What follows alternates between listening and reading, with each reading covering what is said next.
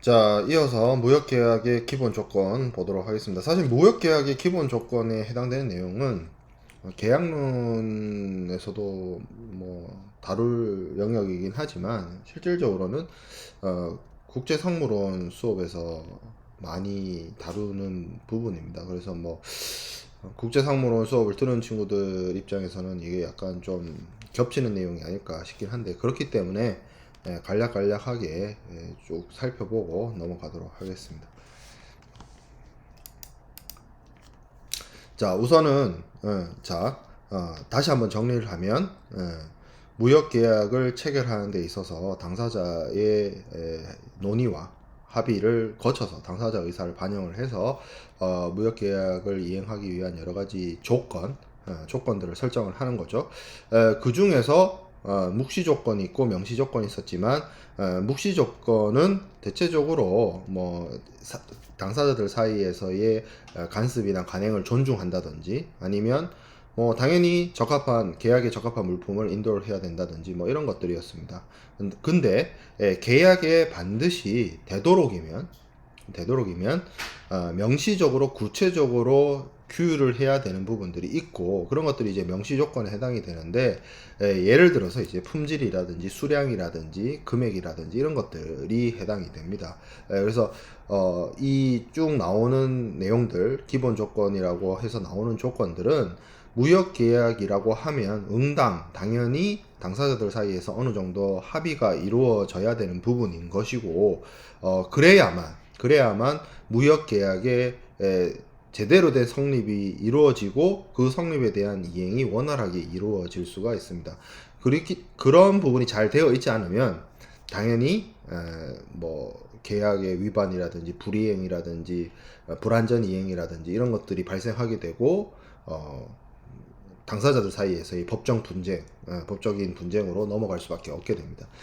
자, 그래서 뭐 제일 먼저 살펴볼 거는 품질입니다. 품질, 퀄리티죠. 그래서 퀄리티를 결정하는 방법은 견본을 통해서 우리가 품질을 알아볼 수 있는 방법이 있고, 그리고 표준품 매매 있습니다. 표준품이라고 하는 거는 견본으로 거래하기에는 좀 곤란한 물품들이에요. 주로 이제 농산물 이런 것들. 그래서 이 정도 기준 되는 거면 여기에 중등품이다 뭐 이런 것들을 기준으로 해서 그러니까 예시를, 공산품 같은 경우에는 우리가 공장에서 만들어지기 전에 하나의 샘플, 하나의 예시를 만들어가지고 보내줘서 이렇게 만들었게요 가 가능한데, 농산물 이런 건 그게 안 되잖아요. 뭐 미리 뭘 어떻게 만들어요. 그 출하 시기가 있는데, 출하 시기가 돼서 나오는데, 그러니까 한 대충 이 정도 평균 중등 품질 이런 것들을 만들어 놓는 겁니다. 그래서 거기에 맞춰서 그런 것들을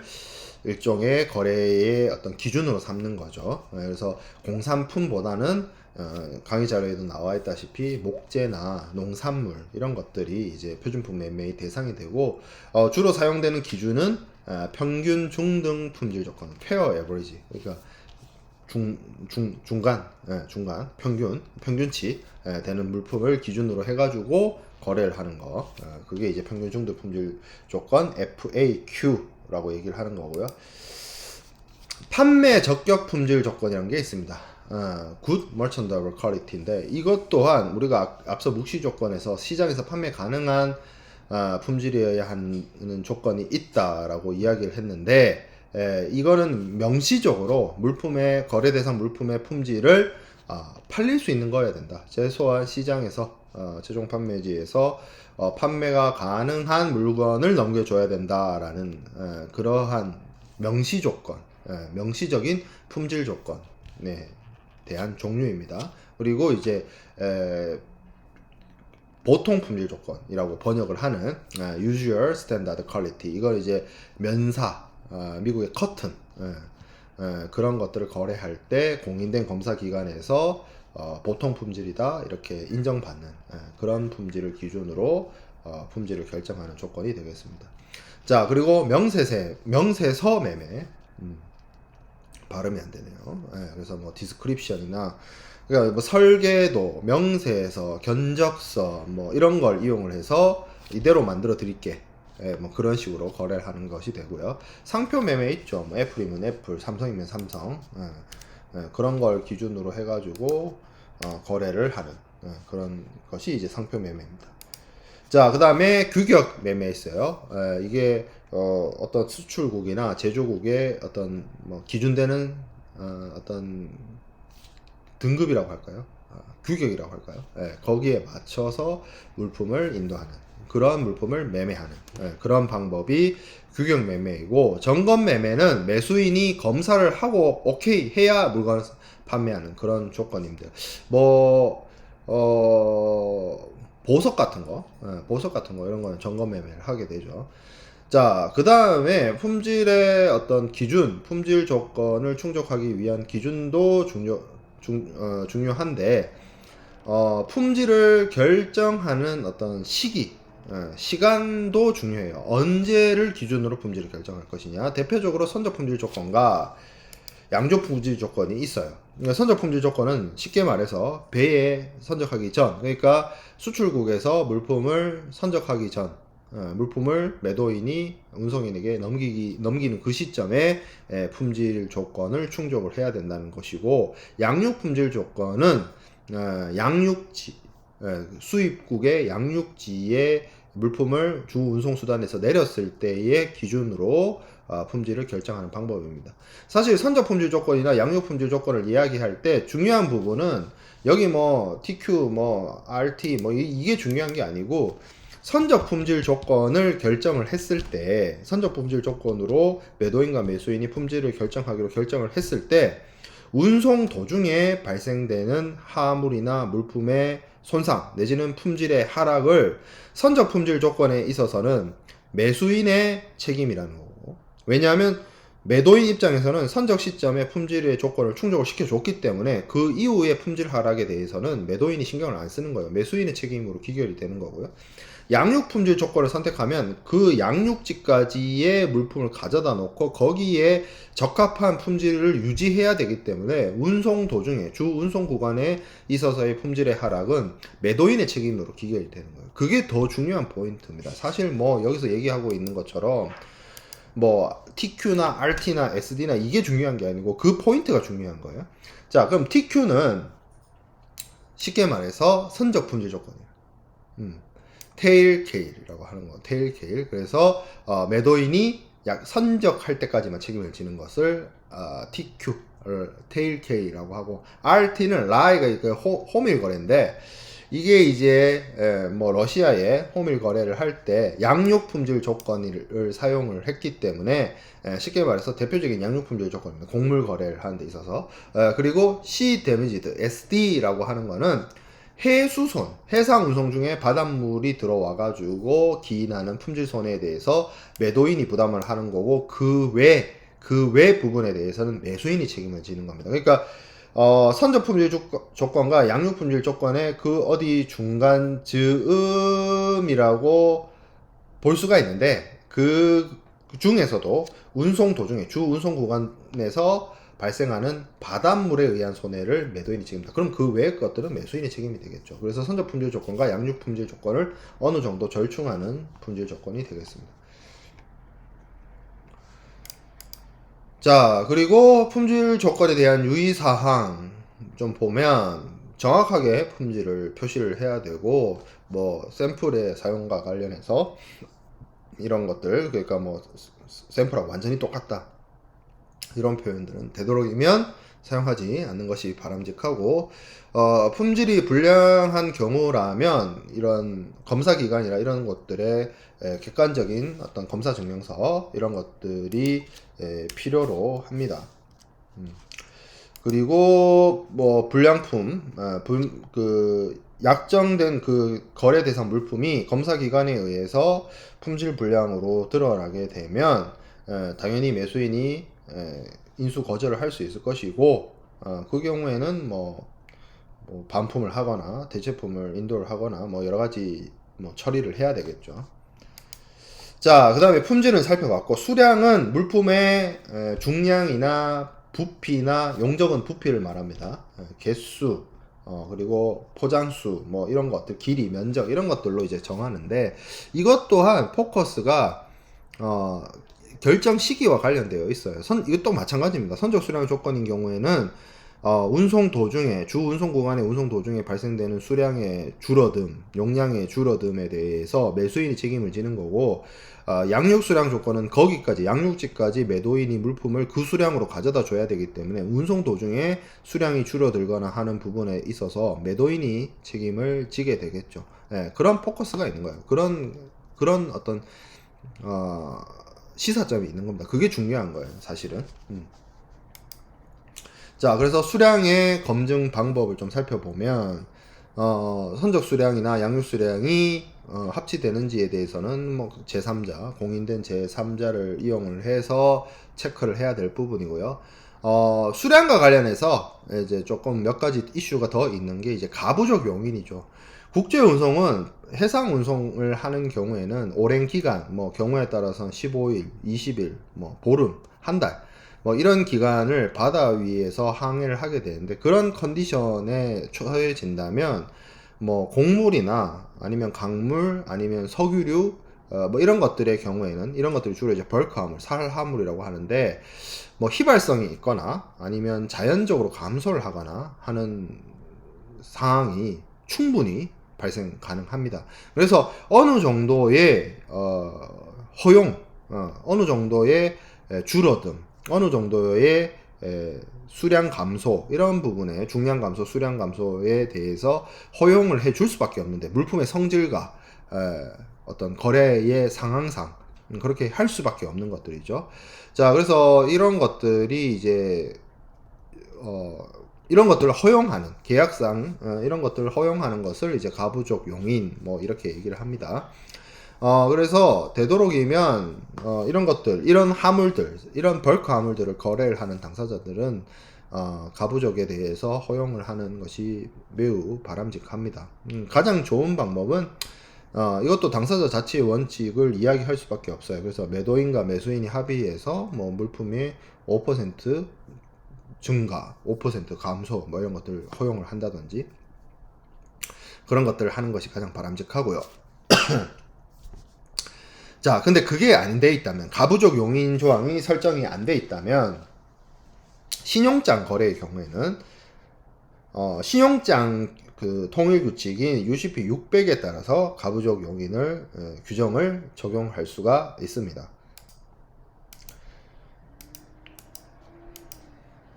이거는 이제 신용장 통일 규칙 UCP 600에 규정되어 있는 내용이기 때문에 신용장 거래가 아니라면 사실 적용되기 어려운 내용이에요. 근데 거래를 할 때 이제 대금 결제 방식을 신용장을 사용을 했다라고 친다면, 그때는 이 특별히 가부적 용인 조항을 계약서상의 컨디션으로 하지 않더라도 이 가부적에 대해서 스스로의 통일 규칙을 적용하는 거래인 경우에는 가부적 용인이 된다는 거죠. 그래서 신용장의 금액이나 수량이나 단가 앞에 한국어로 쳤을 때 이제 약, 대략 이런 의미를 가지고 있는 영어 단어인 about, circa, nearly, approximately 이런 단어를 사용을 하면 10%의 플러스 마이너스를 허용한다.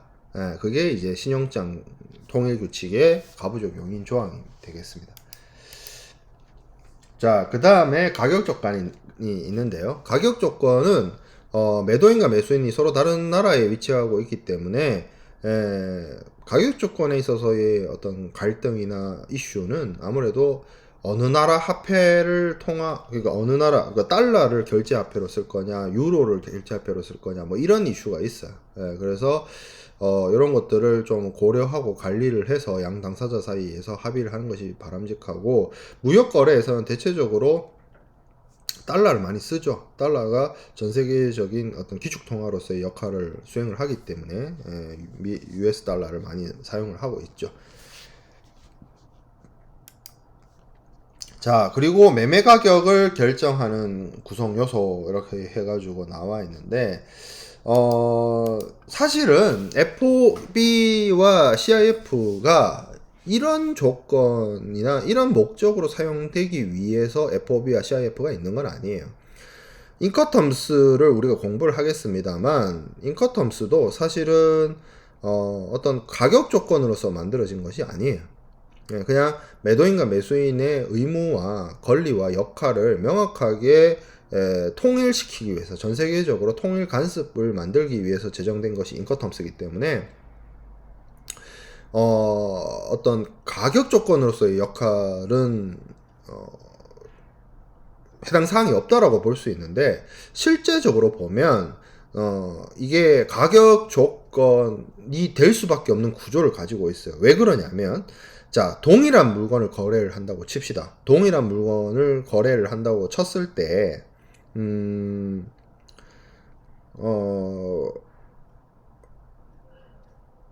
물건을 매도인과 매수인이 동일한 물건을 거래한다고 쳤을 때, 그 물건을 FOB로 거래하느냐 CIF로 거래하느냐에 따라서 가격은 달라질 수밖에 없어요.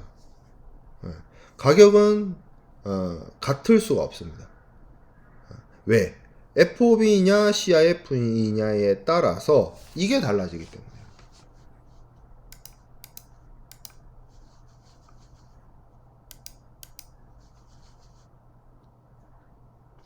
여기 보면 FOB를 한다고 치었을 때, 동일한 물건이라고 칩시다. 같은 물건인데 동일한 물건인데 FOB라고 치면 제조 원가부터 수출 포장비, 물품 검사비 뭐 이런 거 생산 원가로 볼 수 있는, 우리가 코스트라고 하는 그 부분 뭐 동일하겠죠. 같은 물건이니까 원가는 같겠지. 예, 그리고 사실 국내 운송비 이 부분, 국내 운송, 선적, 부두 사용료, 창고료, 수출 통관 비용, 이것도 사실 FOB를 하나 CIF를 하나 CF 하나로 하나 똑같을 거고, 그리고 생산자가 물품을 생산하고 물품을 조달하기 위해서 금융적인 서비스를 이용한다고 쳤을 때 그것도 똑같을 거고, 그리고 예상이익이라고 나오는데, 이게 이제 쉽게 말하면 그 매도인의 마진이에요. 매도인의 마진. 똑같은 물품을 FOB로 거래하나 CIF로 거래하나 마진은 뭐 큰 차이가 없다라고 가정을 한다고 치자고요. 예, 그 경우에 그 부분이죠. FOB에서 CFR로 넘어가게 되면 FOB에 있어서는 주 운송 구간의 운임을 매수인이 부담을 하지만, CFR과 CIF의 경우에는 매도인이 부담을 한단 말이에요. 그러니까 이런 거죠. FOB의 경우에는 내가 운송비를 안 내. 쉽게 얘기하면 택배비, 이게 이 해상 운임 여기 14번에 있는 거를 택배비 2,500원이라고 생각을 해봅시다. 여러분들이 당근에서 거래를 한다고 치자고요. 예, 근데 내가 당근을 이용해서 물건을 팔 때 내가 택배비를 부담하라 하느냐, 물건 사는 사람이 택배비를 부담하느냐에 따라서 가격이 달라질 거 아니에요. 내가 택배비를 부담하면 2,500원 더 받아야지. 뭐 안 그런 사람도 있겠지만, 택배비 정도야 뭐 이러면서 내가 뭐 보내줄 수 있지 이렇게 생각할 수도 있지만, 뭐 예를 들어서 뭐 3,000원짜리 물건을 내가 3,000원 받고 중고 물품을 파는데 택배비가 2,500원이 들어. 그럼 내 마진이 원래는 3,000원이어야 되는데 택배비 2,500원 주고 나면 마진이 500원밖에 안 남는데 그거 용납이 안 되잖아. 그러면 택배비 받아야지. 3,000원에 팔고 싶지만 3,000원에 못 팔죠. 얼마에 팔아야 돼요? 5,500원에 팔아야지. 5,500원에 팔면 2,500원 택배비하고 내 마진이 3,000원이 남는 거죠. 예. 그러니까 이게 FOB든 CFR이든 CIF든 원래는 그런 의도가 아니었어요. 매도인은 어떤 의무를 부담하고 매수인은 어떤 의무를 부담하기 위해서 인커텀스가 이렇게 나눠놓은 건데, 여기 나오는 FOB, CIFR, CIF의 경우에서 주 운송 구간의 운임 혹은 여기 보험료를 매도인이 부담하느냐 매수인이 부담하느냐가 나눠지기 때문에 FOB냐 CFR이냐 CIF에 따라서, 그러니까 어떻게 된다? 가격이 다 달라지는 거예요. 가격이 똑같은 물건을 거래할 때 FOB를 이용을 하면 이 가격이 되고, CFR을 이용하면 이 가격이 되고, CIF를 이용하면 이 가격이 돼버리니까 뭐가 돼버린 거예요? 이 정형거래 조건이 하나의 가격 조건처럼 느껴지게끔 된 거예요. 원래 가격 조건을 의도한 건 아닌데, 그런 이야기입니다. 그래서 매도인과 매수인 사이에서 거래를 할 때는 정형거래 조건을 주로 선택을 할 텐데, 그런 부분에 있어서 가격 산정에 대한 여러 가지 고려를 하고, 내가 주 운송 구간의 운임을 부담할지, 쉽게 말하면 내가 택배비 2,500원을 부담할지 말지, 이런 것들을 서로 간에 합의하고 결정을 해서 조건을 만드는 그것이 바람직하다고 볼 수 있겠습니다. 자, 그 다음에 선적 조건 볼게요. 국제 물품 매매는 기본적으로 국제 운송을 수반을 합니다. 그렇기 때문에 주 운송, 국제 운송이 일어날 수밖에 없어요. 그것이 해상 운송일 수도 있고, 항공 운송일 수도 있고, 도로 철도 운송일 수도 있고, 경우에 따라서는 복합 운송일 수도 있습니다. 그래서 어떻게 물품을 선적을 해서 보낼지를 결정하는 것은 매우 중요해요. 그래서 선적이라고 하는 거는 다양한 의미로서 사용이 됩니다. 본선 적계 같은 경우는 해상 운송을 얘기를 하고요. 발송이라든지 운송을 위한 인수라든지 이런 것들은 항공 운송 내지 복합 운송에 있어서의 그 개념으로서 사용할 수 있고요. 우편 수치라고 하는 거는 이제 특송, 페덱스나 UPS 같은 특송 이런 것들의 의미일 수도 있습니다. 해상 운송이든 항공 운송이든 복합 운송이든 특송 운송이든 결국에는 선적이라는 의미는 어떤 의미를 가지고 있느냐, 사전적으로는 십먼트이기 때문에 배에 실른다는 의미를 가지고 있지만 국제무역에서 최근에 들어와서 선적은 단순히 배에 싣는다는 의미뿐만 아니라 운송을 위해서, 국제 운송을 위해서 수출자이자 매도인이 운송인에게 물품을 인도하는, 물품을 넘기는 그런 의미를 가지고 있다는 거죠. 그래서 최근의 의미는 운송인이 물품을 받아가는 것, 그 의미를 가지고 있고 그렇게 사용된다. 단순하게 배에 싣는 것만을 의미하진 않는다. 그러니까 좁은 의미로서의 선적을 좁은 의미로 해석하면 배에 싣는 걸 말하지만, 넓은 의미로 바라봤을 때는 운송을 위해서 운송인에게 물품을 수탁시키는 것, 그게 선적이다라는 거죠. 자, 그러면 무역 계약에서 선적이 왜 중요하냐? 앞서 제가 얘기했던 것처럼 다른 건 몰라도, 시기와 관련해서 다른 건 몰라도 물품의 인도 시기, 선적 시기를 결정하는 건 중요하다. 왜? 뭐하고 관련되어 있기 때문에? 판매 시기, 공급 시기하고 관련되어 있을 수 있기 때문입니다. 그래서 만약에 이 선적 조건이 결정이 되어지면 그 선적 시기에 충분히 매도인이 선적 의무를 이행을 해야 되는 부분인 거죠. 그래서 어떻게 선적 시기를 결정하느냐? 특정 월을 이제 선적 시기로 결정할 수도 있고요. 그래서 보통 6월달, 7월달, 8월달, 이렇게 이야기를 해서 거기에 그달에 이제 실을 수도 있고, on or about 있나요? 없네요. 이제 이게 제가 그 상무론 때 쓰는 기본 조건과 관련된 강의 내용이 아니고, 이제 계약론에서 하는 강의 내용이라서 좀 너무 세부적인, 너무 사소하다기보다는 너무 디테일한 내용을 다 뺐거든요. 그래서 특정 월에 선적을 할 수도 있지만, 특정 날짜를 정해서 on or about 조건으로 해가지고 선적할 수도 있고, 이제 선적 시기와 관련해서 조기 선적의 이슈도 있어요. 이거는 뭐냐면 신용장 통일규칙하고 또 관련이 되어져 있는데, 신용장 거래와 관련해서 신용장을 대금 결제 수단으로서 사용하는 거래에서 시기와 관련해서, 선적 시기와 관련해서 prompt라든지 immediately라든지 ASAP 이거를 사용하면 ASAP가, 네가 생각하는 ASAP와 내가 생각하는 ASAP가 서로 다를 수 있거든요. 그래서 이런 표현들은 사용하는 것이 좋지 않다, 바람직하지 않다. 그리고 조건부 선적 이런 게 있습니다.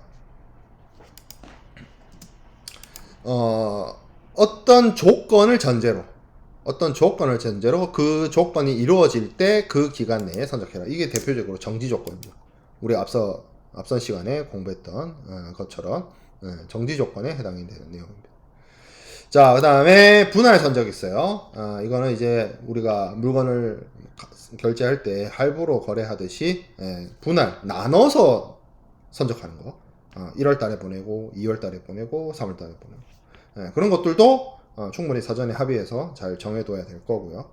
한적도 중요합니다. 한적은 사실은 컨테이너선이 사용이 되고 복합 운송이 보편화되면서 큰 이슈가 없다라고도 볼 수 있는데, 기본적으로 하나의 운송수단에서 다른 운송수단으로 움직이는 것은 물품을 내리고 물품을 다시 싣는 그런 과정을 또 수반을 하기 때문에 위험에 노출되거나 하는 그런 가능성이 있습니다. 그래서 되도록이면 한적을 금지하거나 한적을 안 하는 방향으로 요구하는 경우가 있는데, 지금 현대적 의미에서는 이 한적이란 것이 컨테이너 운송의 보편화로 인해서 큰 이슈가 되기는 좀 어렵다. 자, 그 다음에 불가항력 조항 있는데, 선적 시기를 예를 들어서 5월 초에 하기로 했어요. 5월 초순에 하기로 했는데, 뭐, 천재지변이 발생했다, 지진이 났다, 태풍이 온다, 이래가지고, 제대로 된 선적을 하기가 어려울 수 있습니다. 그 경우에는, 뭐, 그런 것들을 입증하는, 서류나, 이런 것들을 통해서, 선적을 유예를 하거나 연기하거나 뭐 아니면 계약을 취소하거나 뭐 이런 조치를 취해야 되겠죠. 사실 계약 이행과 관련해서 불가항력과 관련된 비욘드 컨트롤, 그러니까 매도인과 매수인 당사자들이 통제하지 못하는 사유로 인해서 계약을 원활하게 진행하지 못하는 그런 상황, 그런 것들은 충분히 일어날 수 있는 상황인 것이고, 거기에 대해서는 뭐 여러 가지 불가항력 조항이라든지 프로스트레이션이라든지 뭐 그런 것들로 그 어떤 빠져나갈 수 있는 구멍, 이런 것들을 두고 있습니다. 자, 그 다음에 보험 조건이 있는데요. 보험 조건은 조금 내용을 많이 넣어놨는데요. 보험 조건부터는 조금 끊어서 가도록 하겠습니다.